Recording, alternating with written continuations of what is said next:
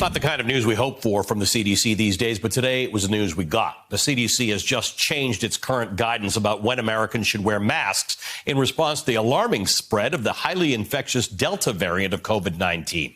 In a dramatic reversal from its previous guidance, the CDC now says that all vaccinated Americans should wear masks while indoors if they are in areas with what the CDC calls high or substantial levels of transmission. Look at the map.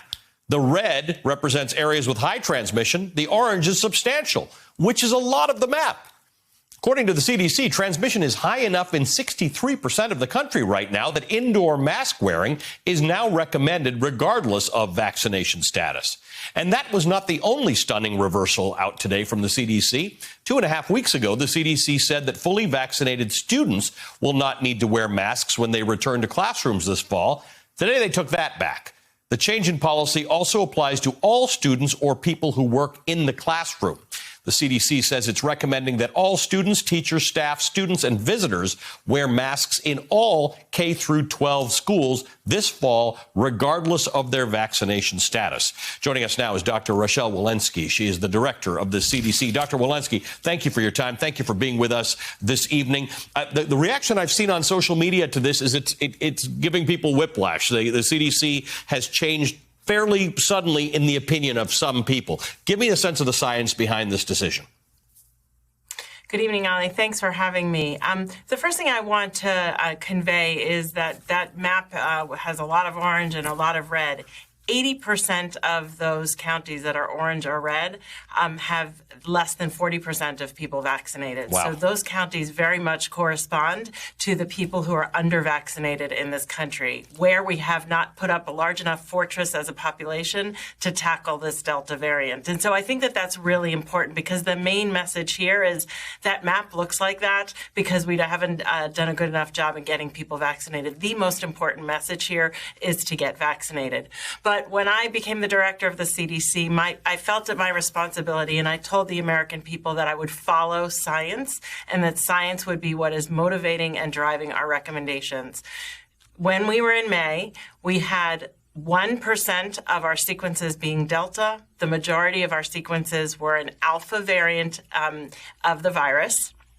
And the data on the Alpha variant demonstrated that the vaccines were working really well against preventing severe disease and death. And if you happen to get a breakthrough infection, you couldn't transmit that Alpha variant to others. So what's happened in the last 2 months? What's happened in the last 2 months is that now we have 83%, if not more, of our sequences that are the Delta variant. We know the Delta variant is much more transmissible even in the absence of vaccination. We see that in the map and why it's gotten so red so fast.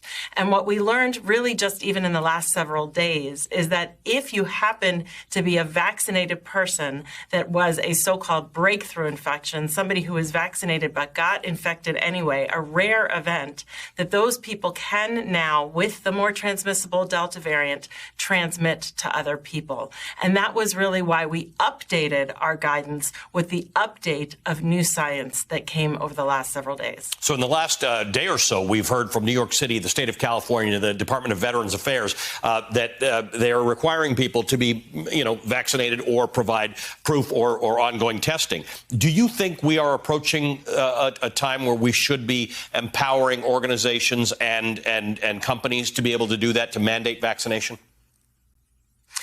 Since May, we have always said that local jurisdictions need to really understand what's going on locally. We have a very, very, very heterogeneous population right now. We have areas of this country that have enormous rates of vaccination and very low rates of the disease.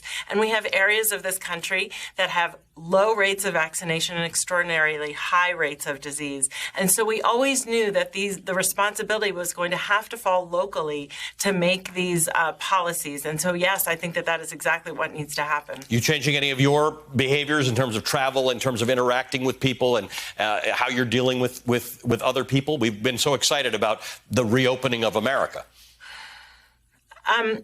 this weighs heavily on me. We've been doing this for 18 months. America's tired. America's sick. America has seen a lot of people suffer, and America has suffered a lot of loss. So this is not something that I expected would be welcome news. It was certainly not something that I wanted to do, but my job is to protect the safety and health of the American people. And so this is what I felt we had to do with the new science that was given to us. I am definitely masking more now. Dr. Walensky, thanks for your time tonight. Dr. Rochelle Walensky is the director of the CDC. We appreciate you being here.